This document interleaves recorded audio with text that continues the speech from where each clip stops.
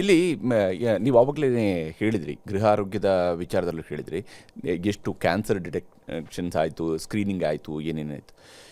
ಆದರೆ ಈಗ ಹೃದಯ ಸಂಬಂಧಿತವಾದಂಥ ಕಾಯಿಲೆಗಳಿಗೆ ಸಂಬಂಧಪಟ್ಟಂತೆ ಈಗ ಕರ್ನಾಟಕದಲ್ಲಿ ದೇಶಕ್ಕೆ ಮಾಡೆಲ್ ರೀತಿಯಲ್ಲಿ ನಮ್ಮ ಜಯದೇವ ಆಸ್ಪತ್ರೆ ಕೆಲಸ ಮಾಡ್ತಾರೆ. ಅದನ್ನು ಇವಾಗ ವಿಸ್ತರಣೆ ಮಾಡಿ ಮೈಸೂರಿನಲ್ಲಿ ಒಂದು ಕೇಂದ್ರ, ಕಲಬುರಗಿಲಿ ಒಂದು ಕೇಂದ್ರ, ಈ ಮೂಲಕ ರಾಜ್ಯದ ಬೇರೆ ಬೇರೆ ಭಾಗಗಳಲ್ಲಿ ಚಿಕಿತ್ಸೆ ಕೊಡಿಸೋದು. ಆದರೆ ಕ್ಯಾನ್ಸರ್ಗೆ ಸಂಬಂಧಪಟ್ಟಂತೆ ಇವತ್ತು ಕೂಡ ಬರೀ ಮೇನ್ ಆಗಿರುವಂಥದ್ದು ಯಾವುದು ಅಂದರೆ ಕಿದ್ವಾಯಿಗೆ ಹೋಗಬೇಕು ಅನ್ನುವಂತಹ ಪರಿಸ್ಥಿತಿ ಇದೆ. ಈ ನಿಟ್ಟಿನಲ್ಲಿ ಅದನ್ನು ವಿಸ್ತರಿಸುವಂತಹ ಯೋಜನೆ ಏನಾದರೂ ಇದೆಯಾ ಸರ್ಕಾರ? ನಾವು ಈಗಾಗಲೇ ಮಾಡಿದ್ದೀವಿ. ನಮ್ಮಲ್ಲಿ ಇರುವಂಥ ಜಿಲ್ಲಾ ಆಸ್ಪತ್ರೆಗಳಲ್ಲಿ ಈ ಡೇ ಕೇರ್ ಕಿಮೋಥೆರಪಿ ಕೇಂದ್ರಗಳನ್ನು ಮಾಡಿದ್ದೀವಿ. ಹೌದು. ಅಂದರೆ ನಾವಲ್ಲಿ ಕ್ಯಾನ್ಸರನ್ನು ಯಾವ ರೀತಿಯಾದ ಚಿಕಿತ್ಸೆ ನೀಡಬೇಕು ಅಂತ ನಮ್ಮಲ್ಲಿ ಎಕ್ಸ್ಪರ್ಟ್ಸ್ ಇರೋದಿಲ್ಲ. ಆದರೆ ಒಂದು ಸಲ ನಿಮಗೆ ಕ್ಯಾನ್ಸರ್ ಇದೆ, ನಿಮಗೆ ಕಿಮೋಥೆರಪಿ ತೊಗೋಬೇಕು ಅಂತ ದೃಢೀಕರಣ ಆದಾಗ, ಈಗ ಭಾಳ ದೂರದಿಂದ ಅವರು ಕಿದ್ವಾಯಿಗೆ ಬರಬೇಕು ಅಥವಾ ಭಾಳ ದೂರದಿಂದ ಮೈಸೂರಿಗೆ ಹೋಗಬೇಕು, ಅದನ್ನು ತಪ್ಪಿಸುವಂಥದ್ದು. ಅವ್ರು ನಮ್ಮ ಆಸ್ಪತ್ರೆಗೆ ಬಂದರು, ಬೆಳಗ್ಗೆ ಬಂದು ಆ ಕಿಮೋಥೆರಪಿಯನ್ನು ಪಡ್ಕೊಂಡು ಸಾಯಂಕಾಲ ಅವ್ರ ಮನೆಗೆ ಹೋಗ್ಬಿಡ್ಬೋದು. ಸೊ ಇದು ಅವ್ರಿಗೆ ಅನುಕೂಲ ಆಗುವಂಥ. ಇಲ್ಲದೆ ಹೋದರೆ ಯಾವಾಗಲೂ ಕೂಡ ಬೆಂಗಳೂರಿಗೆ ಬರಬೇಕು, ಹೋಗಬೇಕು, ಇದೆಲ್ಲ ಖರ್ಚು ಆಗ್ತಕ್ಕಂಥ ಕಾರ್ಯಕ್ರಮ. ಇದನ್ನು ನಾವು ಕಳೆದ ವರ್ಷವೇ ಅನುಷ್ಠಾನ ಮಾಡಿದ್ರು. ಮುಖ್ಯಮಂತ್ರಿಯವರೇ ಮೈಸೂರಿನಲ್ಲಿ ಇದನ್ನು ಅನುಷ್ಠಾನ ಮಾಡಿದ್ರು. ಕಳೆದ ವರ್ಷ ಪ್ರಧಾನಮಂತ್ರಿ ಮೋದಿಯವರು ಇದನ್ನು ಘೋಷಣೆ ಮಾಡಿದ್ರು, ಇಡೀ ದೇಶದಲ್ಲಿ ಮಾಡ್ತೀವಿ ಅಂತ. ಆದರೆ ನಾವು ಅದರ ಹಿಂದಿನ ವರ್ಷವೇ ಈ ಕಾರ್ಯಕ್ರಮವನ್ನು ತಗೊಳ್ಬೇಕು ಅಂತ ಮಾಡಿಬಿಟ್ಟಿದ್ದು. ಸೊ ದೇಶದಲ್ಲಿ ಬಹುಶಃ ಕರ್ನಾಟಕ ರಾಜ್ಯ ಈ ವಿಚಾರದಲ್ಲಿ ಭಾಳ ಮುಂಚೂಣಿಯಲ್ಲಿದೆ.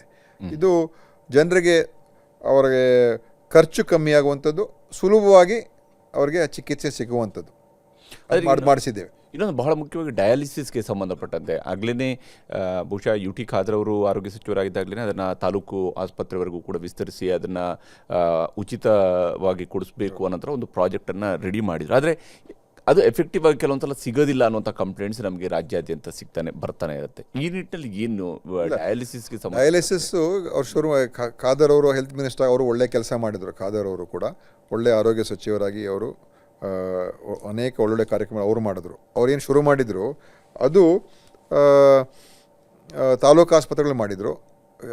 ಅನೇಕ ನಮ್ಮಲ್ಲಿ ಸುಮಾರು ಒಂದು 45-50 ತಾಲೂಕುಗಳು ಅವರಲ್ಲಿ ಈ ತಾಲೂಕು ಆಸ್ಪತ್ರೆಗಳು ಇರಲಿಲ್ಲ.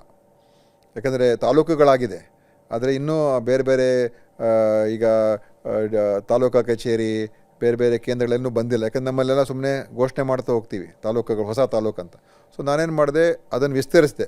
ಎಲ್ಲ ಎಲ್ಲೆಲ್ಲಿ ತಾಲೂಕು ಆಸ್ಪತ್ರೆ ಇಲ್ಲ ಅಲ್ಲೂ ಕೂಡ ಇದನ್ನು ಮಾಡಬೇಕು ಅಂತ ಮಾಡಿದ್ದೀವಿ. ಸೊ ಮೊದಲು 160-170 ಇತ್ತು.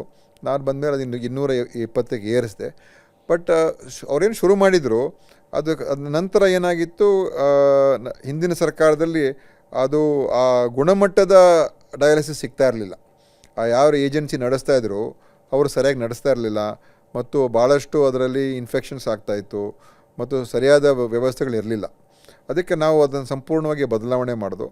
ನಾವೇನು ಮಾಡಿದ್ವು ಅಂತ ಹೇಳಿದ್ರೆ, ಸಿಂಗಲ್ ಯೂಸ್ ಡಯಾಲೈಸರ್ ಅಂತ ತೊಗೊಂಡು ಬಂದು. ಅಂದರೆ ಒಂದು ಸಲ ನೀವು ಡಯಾಲಿಸಿಸ್ಗೆ ಹೋದರೆ ಆ ಡಯಾಲೈಸರ್ ಹಾಕ್ತಾರೆ. ಹೌದು. ಅದನ್ನು ಹಿಂದೆ ಎಲ್ಲ ಅದನ್ನು ಆದಮೇಲೆ ಅವ್ರು ಅದನ್ನೇ ಮತ್ತೆ ಅವ್ರಿಗೇನು ಉಪಯೋಗ ಮಾಡೋರು, ಅಲ್ಲೇ ಸ್ಟೋರ್ ಮಾಡ್ತಾಯಿದ್ರು. ಅದನ್ನು ಅಲ್ಲೇ ವಾಶ್ ಮಾಡಬೇಕು, ಕ್ಲೀನಾಗಿ ಇಟ್ಕೋಬೇಕು. ಅದರಲ್ಲಿ ಏನೇನೋ ಇನ್ಫೆಕ್ಷನ್ಸ್ಗಳು ಬರ್ತಾಯಿತ್ತು. ನಾವೇನು ಸಿಂಗಲ್ ಯೂಸ್ ಡಯಾಲೈಸರ್ ಅಂತ ಮಾಡಿದೆ. ಒಂದು ಸಲ ಯೂಸ್ ಮಾಡಿದ್ರೆ ಮತ್ತೆ ಉಪಯೋಗ ಮಾಡೋಂಗಿಲ್ಲ, ಯೂಸ್ ಆ್ಯಂಡ್ ಥ್ರೋ.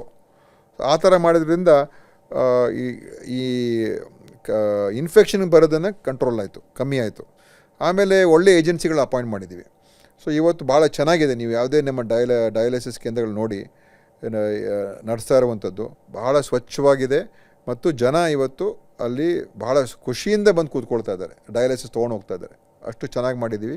ಸೊ ವಿಸ್ತರಣೆ ಮಾಡೋದು, ಈ ಸಿಂಗಲ್ ಯೂಸ್ ಡಯಾಲೈಸರ್ ಅಂತ ತೊಗೊಂಡು ಬಂದು ಅದರಿಂದ ಭಾಳಷ್ಟು ಅವರಿಗೆ ಆಗ್ತಾ ಇದ್ದಂಥ ತೊಂದರೆಗಳು ಕಮ್ಮಿ ಆಯಿತು, ಮತ್ತು ಹೆಚ್ಚು ಸಂಖ್ಯೆಯಲ್ಲಿ ಇವತ್ತು ನಮ್ಮ ಜನ ಬರ್ತಾ ಇದ್ದಾರೆ. ನಮ್ಮ ಕೇಂದ್ರಗಳಲ್ಲಿ ಉಚಿತವಾಗಿ ಸಿಗ್ತಾ ಇದೆ. ಸೊ ಅದರಿಂದ ಅವ್ರಿಗೆ ಭಾಳ ಅನುಕೂಲ ಆಗಿದೆ.